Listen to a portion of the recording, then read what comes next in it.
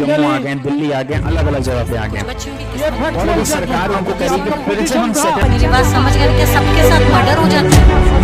क्या सारी बहुएं जला के मार दी जाती?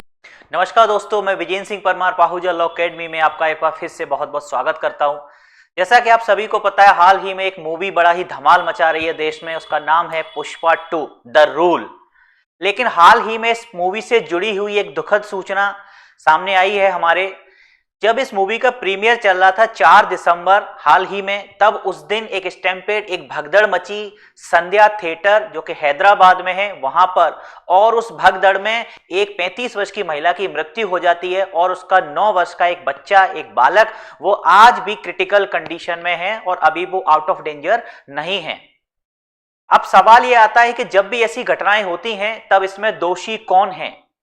दोषी वो महिला थी जो खुद से वहां थिएटर मूवी देखने गई थी। दोषी अल्लू अर्जुन, इसके जो एक्टर हैं, जो कि वहां पर उस पर्टिकुलर पॉइंट ऑफ टाइम पे आए थे, जिनको देखकर ही भगदड़ मची थी।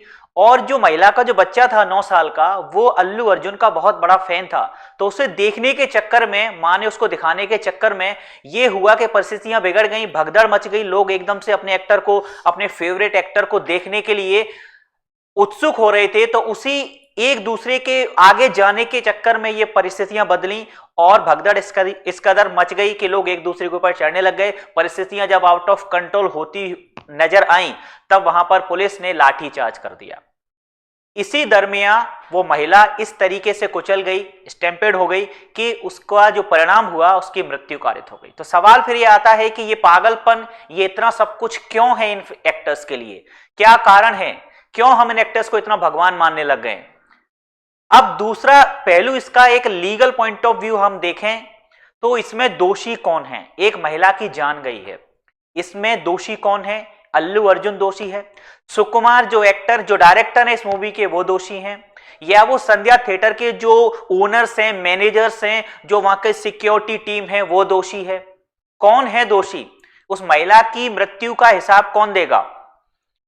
इसी बीच में अल्लू अर्जुन ने एक बयान दिया और कहा कि हम उस महिला के जो मृत्यु हुई है उससे बड़े ही दुखित हैं और 25 लाख रुपए उनको देने की घोषणा करते हैं। साथ ही साथ कहते हैं और भी उस महिला, उसके परिवार को जो भी, जैसी भी हेल्प उन्हें जब भी लगेगी, हम साथ खड़े हुए हैं।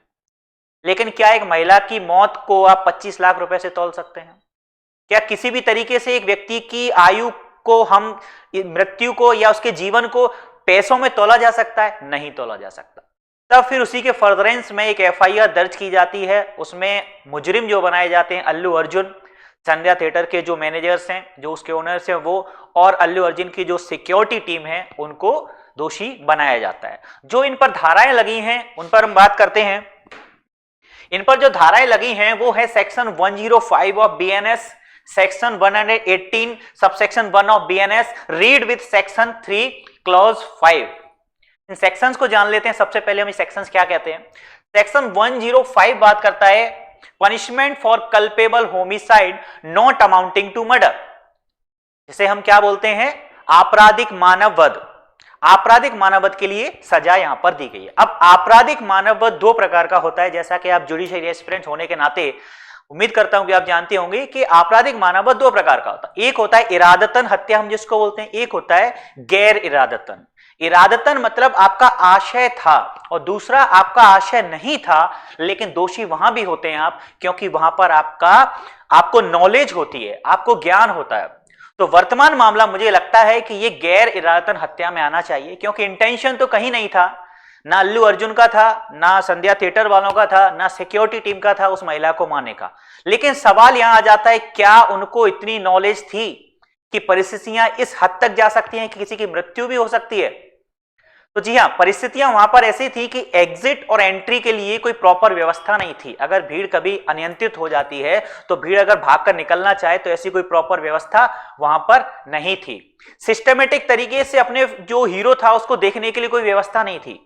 प्रॉपर व्यवस्था नहीं की गई थी, ना पुलिस प्रशासन के द्वारा, ना पर्सनल जो संध्या थिएटर के ओनर थे उनके द्वारा, और ना ही जो सिक्योरिटी गार्ड्स रहते हैं अल्लू अर्जुन के साथ, उनके द्वारा। तब फिर वर्तमान मामले में हुआ ये कि 4 दिसंबर की घटना थी। फाइनली अंततः, यद्यपि अल्लू अर्जुन ने इसके प्रति शोक दर्शाया, कुछ जुर्माने के तौर पे, या हम कहें कुछ सहानुभूति राशि के तौर पे भी उन्होंने कहा कि 25 लाख रुपए ये देंगे, लेकिन अंततः आज हुआ यह है कि इसी मामले में एफआईआर जो दर्ज की गई, ये धाराएं लगाई गई अल्लू अर्जुन के ऊपर और बाकी 2-3 लोग हैं उन सभी के ऊपर धाराएं लगाई गई और फाइनली आज अल्लू अर्जुन को गिरफ्तार कर लिया गया है। तब सवाल ये आता है, क्या इस मामले में अल्लू अर्जुन की लायबिलिटी बनती है? क्या अल्लू अर्जुन को आपराधिक मानव वध के लिए दोषी ठहराया जा सकता है? ये तो भविष्य में कोर्ट ही डिसाइड करेगा कि ये दोषी होगा कि नहीं।